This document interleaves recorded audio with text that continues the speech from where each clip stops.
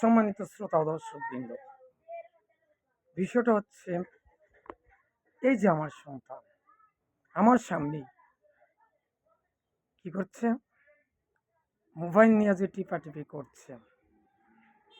এই যে সকাল থেকে দুপুর পর্যন্ত কোথায় ছিল এই তথ্যটা তো আমি নিচ্ছি না। এই দুপুরের ভিতরে সে যে জোহরের নামাজটা আমরা পড়লাম, আমার ছেলে জোহরের নামাজটা পড়ছে কিনা এই তথ্যটা কেন আমি নিলাম না? আমার মেয়ে শুধু মোবাইলই দেখতেছে। এর সামনে জোহরের নামাজ ছিল, এরপরে ফজর নামাজ ছিল, এখন 2টা বাজে, সে নামাজ যে পড়ছে কি পড়ছে না এই তথ্যটা কেন আমি নিলাম না? আমার ছেলে সকাল থেকে এই যে এখন 2টা বাজে দুপুর, কোরআনুল কারিমের তিলাওয়াত করছে কিনা তথ্যটা কি নিয়েছি? সে আয়াতুল কুরসি পড়ছে কিনা তথ্যটা নিয়েছি? আমি তো বলতে পারি, বাবা আল্লাহু লা ইলাহা ইল্লাহুল হাইয়ুল কাইয়ুম এটা পড়ো। আয়াতুল কুরসি বিশাল একটা নেয়ামত, আলহামদুলিল্লাহ মারা গেলি জান্নাত। এরপরে কোরআনুল কারীম তেলাওয়াত করতে হবে, এটা কি বলেছি? খলাকতুল জিন্না ওয়াল ইনসানা ইল্লা লিয়াবুদুন, মানব জাতিকে আল্লাহ সৃষ্টি করেছেন ইবাদত করার জন্য, এটা কি বলেছি? আমি শুধু ডাক্তারি করলাম, আমি মাদ্রাসা চাকরি করি, বুঝছেন? মাদ্রাসা আমি শুধু ডিউটি করলাম, প্রতি মাসে মাসে মাইনে ইনকাম করলাম লক্ষ লক্ষ হাজার হাজার টাকা, এই জন্য কি আল্লাহ আমাকে পাঠিয়েছেন? না, আমাকে পাঠানোর উদ্দেশ্য খলাকতুল জিন্না ওয়াল ইনসানা ইল্লা লিয়াবুদুন। আজকে আমরা এগুলা থেকে অনেক দূরে সরে গিয়েছি। তাই আসুন, আজ থেকে আমরা আমাদের সন্তানদেরকে কোরআন এবং সেই হাদিসের আলোকে পুরো জিন্দিগিটা অতিবাহিত করার জন্য চেষ্টা করব। যাকে দেখা হবে তাকেই বলবো আসসালামু আলাইকুম, হাতে কাজ মুখে লা ইলাহা ইল্লাল্লাহ, 5 ওয়াক্ত নামাজ। যার দাড়ি নেই তাকে বলবো দাড়ি রাখো, যে ব্রাশ করো ঠিক আছে, কিন্তু মেসাক করো সুন্নত, মেসাক করো।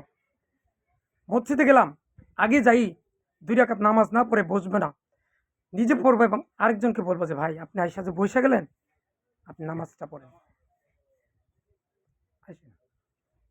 তাহলে কেন আমরা এগুলো বলছি না? নিজেও 2 রাকাত নামাজ পড়তে হবে, সবাইকে পড়তে হবে, বলতে হবে যে মসজিদে বসে কথাবার্তা বললেন না, আগে এসে 2 রাকাত নামাজ পড়ুন। ইয়া আল্লাহ, আমি সহ পৃথিবীর সকল মুসলিম উম্মাহকে উপরে কথাগুলো শুনে সেভাবে আমল করার তৌফিক দান করো, আমিন। ইয়া আল্লাহ, আমি সহ পৃথিবীর সকল মুসলিম উম্মাহকে তুমি শিরক, বেদাত, কুফরি, গীবত ও কবিরা গুনাহমুক্ত রেখে মৃত্যুর সময় মুখে লা ইলাহা ইল্লাল্লাহ পড়ে যেন আমি সহ পৃথিবীর সকল মুসলিম উম্মাহ মৃত্যুবরণ করতে পারে, সেই তৌফিক দান করো।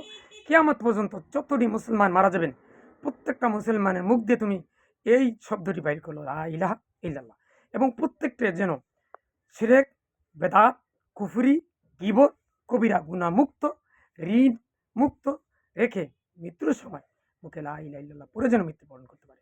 এবং আমি সহ পৃথিবীর সকল মুসলিম উম্মাহ সর্ব অবস্থায় ইমানের হেফাজতরা আল্লাহ পাক তুমি করিও। ওয়াতাসিমু বিহাবলিল্লাহি জামিআন ওয়ালা তাফাররাকু, আমরা ঐক্যবদ্ধভাবে সবাই যেন থাকতে পারি। হাসবুনাল্লাহু ওয়া নি'মাল ওয়াকিল, নি'মাল মাওলা ওয়া নি'মান নাসির। সর্ব অবস্থা আল্লাহ তোমার কাছে আমি সাহায্য কামনা করতেছি। বিশেষ করে মৃত্যুর সময় শয়তান যেন ওয়াসওয়াসা দিয়ে আমার ইমানটা নষ্ট করে, বেঈমান করে যেন মৃত্যু বরণ যেন আমি না করি, আল্লাহ তুমি যেন না করো। আর আমি সব পৃথিবীর কুল মুসলিম উম্মাহকে শয়তান যেন মৃত্যুর সময় ইমান নষ্ট করে, তাদের ইমান হারা করে তারপর মৃত্যুর দুয়ারে যেন পৌঁছে না দেয়। যেহেতু শয়তানকে কিছু কিছু ক্ষমতা তুমি দিয়েছো, শয়তান চেয়েছে, তুমি দিয়েছো। ইয়া আল্লাহ, আমাদেরকে হেফাজত করো। ইয়া আল্লাহ, কাশ্মীর এবং ফিলিস্তিনের স্বাধীনতা কামনা করছি। ইয়া আল্লাহ, পৃথিবী যেখানেই মুসলমান নির্যাতিত আছে সেখানে তুমি ওয়াতাসিমু বিহাবলিল্লাহি জামিআন ওয়ালা তাফাররাকু, সেখানে তুমি মুসলমানদের ঐক্যবদ্ধ থাকার তৌফিক দান করো।